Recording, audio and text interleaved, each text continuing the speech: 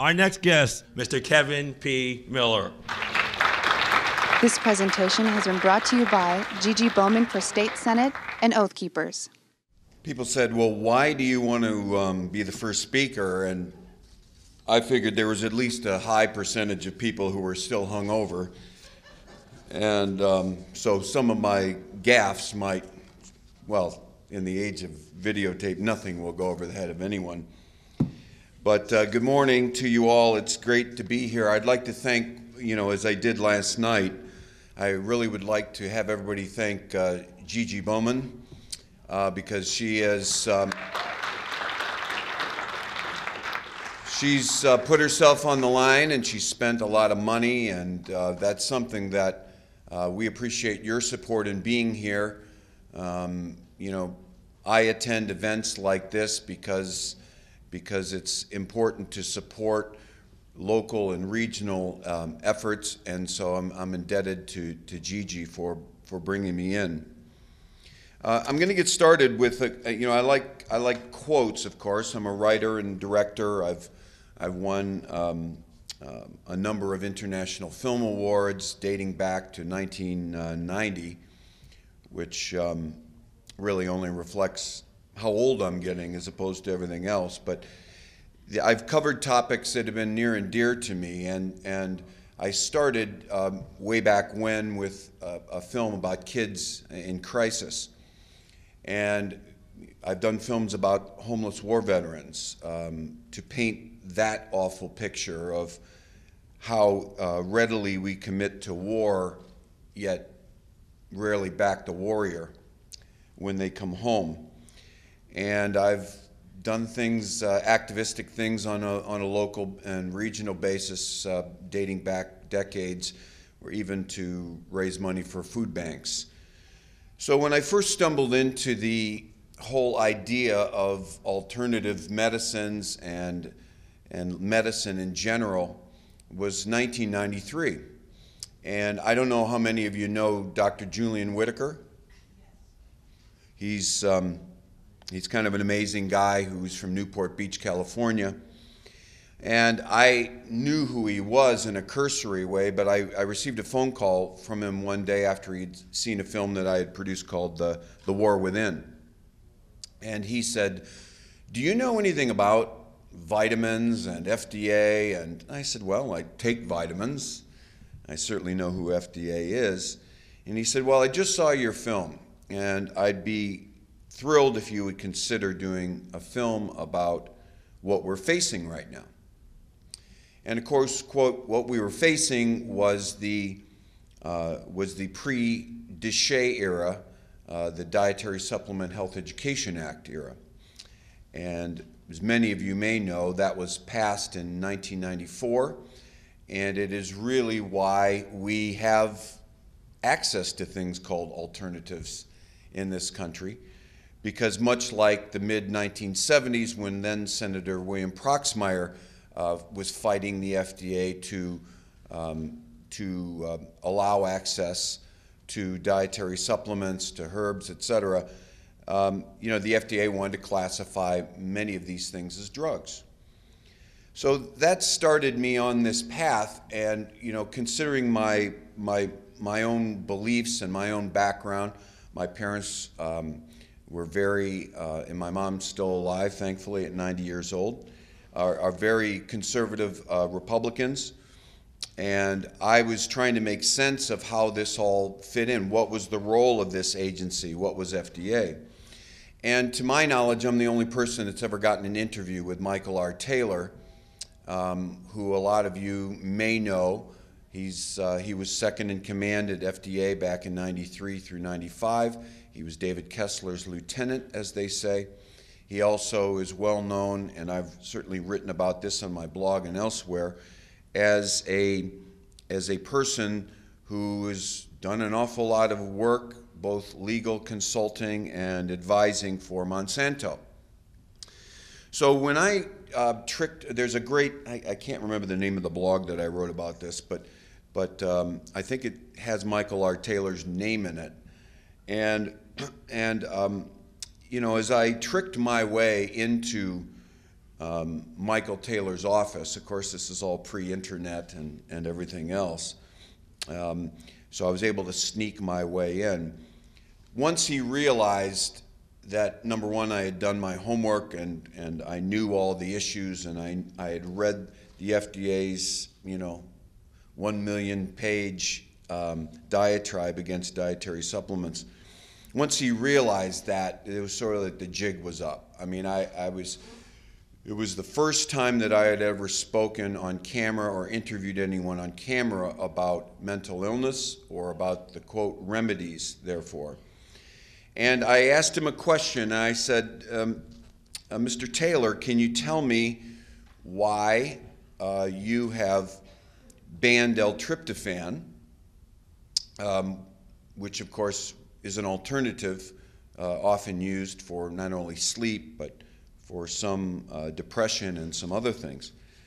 And yet Prozac, which in the first 2 years of its availability on the market had 1,600 suicides. Now think about that, 1,600 suicides that they knew of in the first 2 years, and 28,000 serious adverse events. And so we had this back and forth on it.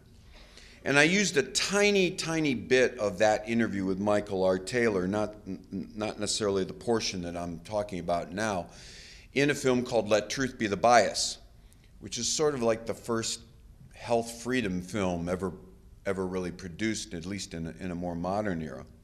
It was narrated by James Earl Jones, of Darth Vader fame, and This Is CNN, that guy. And so when I was doing investigative research for that film, I was in the National Archives, and I was telling a friend here about this last night. I was in the National Archives, in the bowels of the National Archives, and surrounded by literally tens of thousands of videotapes and documents, and I found this footage that I guess I've never escaped. And it wasn't appropriate for Let Truth Be the Bias, but what it was people standing before their government in 1991 and essentially giving testimony to the fact that Prozac had harmed themselves, their loved ones, etc. And it was so moving and so dramatic. And how many of you seen Generation RX? Few, okay. It's featured very dramatically in Generation RX, and actually the first draft rough cut edit that I did, I actually made it an entire 10-minute segment on its own, because I so am committed to featuring the voices of real people, particularly when they're harmed by prescribed medications. So anyway, this footage that I found in the National Archives was hours long, and it featured about 40, 50, 60 people who were getting up there and saying the most horrific things. I mean, my father stabbed my mother, my brother stabbed his sister, my husband tried to kill himself in front of our children, on and on and on and on. So as I said, it just wasn't appropriate at all for the film that I was working on, but I mentally filed it away. I'm a humanist, so it really made an impression on me. And so years later, fast forward to 2005, and I was in Washington, D.C. Matter of fact, I had just interviewed Congressman Ron Paul, who was a congressman at the time, and he and I had a fantastic 40-minute interview, and Congressman Peter DeFazio, a Democrat from Oregon. And we were talking about codex and free trade, and you can kind of imagine the conversation that I had with Ron Paul and even Peter DeFazio, who's a hell of an intelligent guy. And so we had some time to kill, and so I said to my cameraman, well, why don't we run over to this meeting here? There's an FDA meeting. I'll sit in the back with my laptop and I'll do some work, and I will, we'll just kill some time until the next interview. And so I'm sitting in the back, much like you guys, and I'm sitting typing on my laptop, and told my cameraman, just get all the FDA panelists and get all of the people who are speaking, who are coming up to speak. And I really was not paying attention to what was being said initially. And I'm focusing on my writing and typing, and I'm typing in some notes from the Ron Paul interview. And all of a sudden, almost as if by osmosis, I remember lifting my head and cocking my head and saying, where have I heard this before? Because it just seemed to be this mantra that somehow I had been exposed to. And then about a minute later, it kicked in like, oh my God, I heard this exact same thing in the 1991 FDA Prozac hearings, which at this point was 14 years before.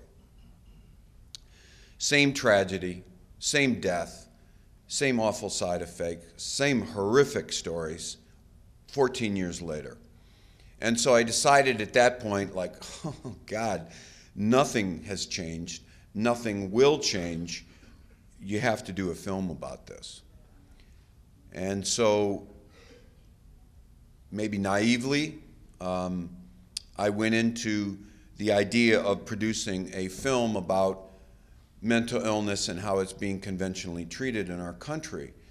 And so, you know, using that as a base of knowledge and information, knowing that these drugs, these psychotropics in general, were bereft with side effects, and that we had all these human stories, I went out to seek my own. But one thing I also did, as I mentioned just briefly last night, if you were around, is that I discerned immediately that the most important thing to do was to create a film with integrity. And I think this is a really important message in a forum like this, because I've gone all over Europe and all over North America, you know, hundreds and hundreds of times, and attended events like this and spoken at events and seen films and everything else. And if there's one thing that I've learned from my 20 plus years of following FDA and following medical science and science in general, is that integrity of the information is the most vital commodity that we have.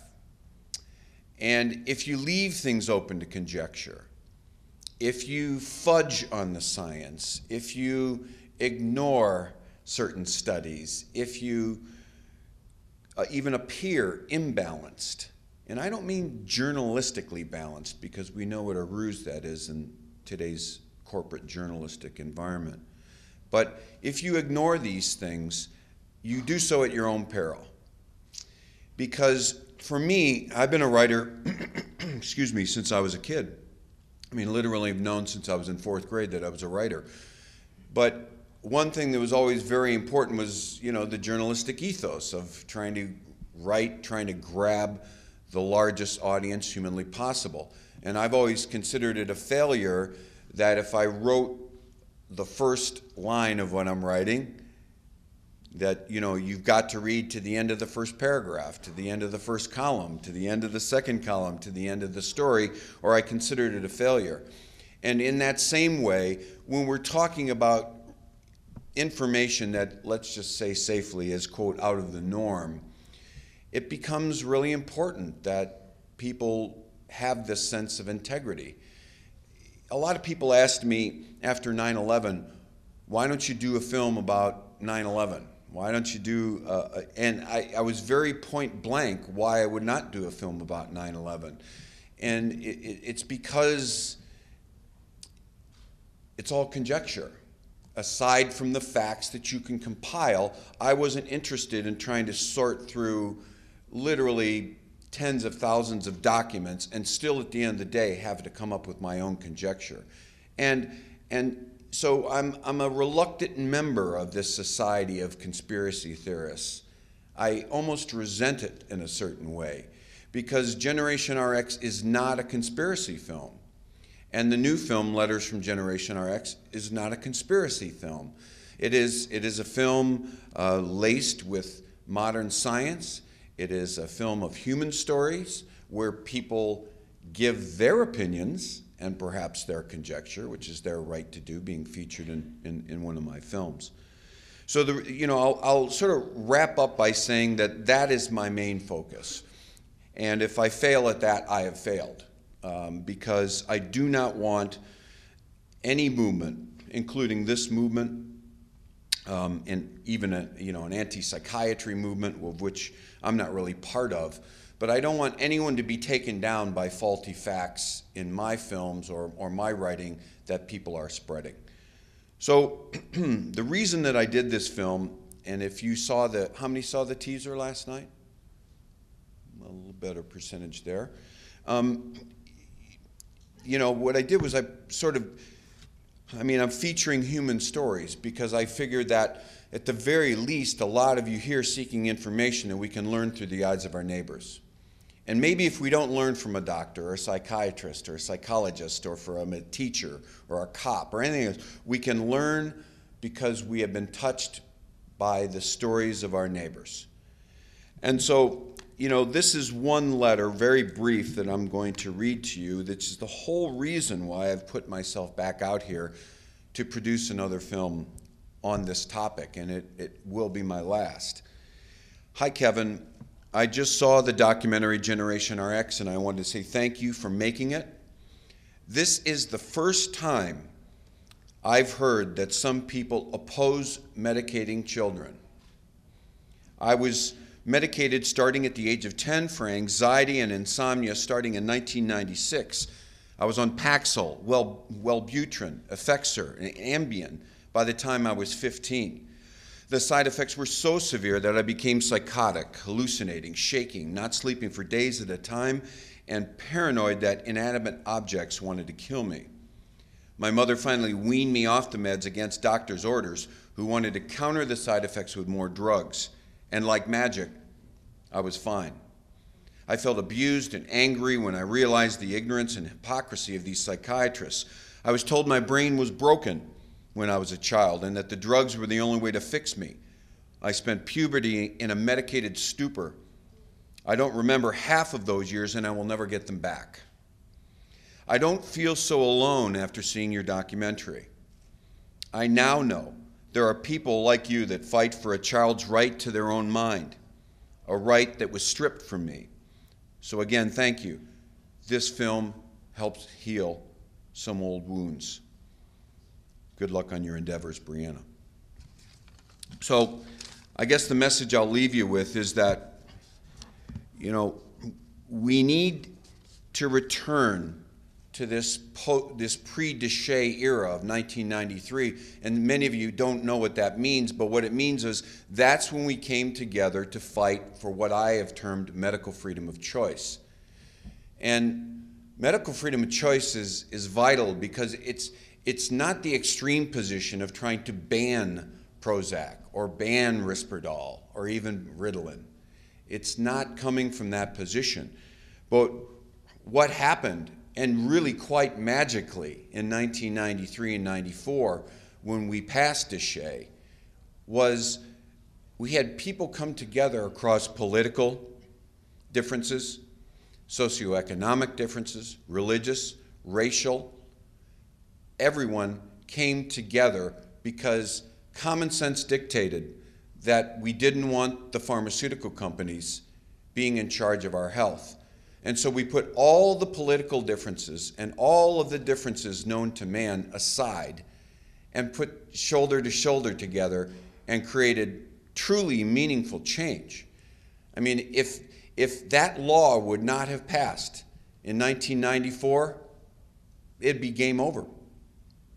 And so here in this era of faux news, I think it's more important than ever that we shelve some of the political nonsense and realize that in our commonality, that our neighbors need us to spread responsible information and to keep medical freedom of choice alive. I hope to meet you again when the film's done. May God bless all of you.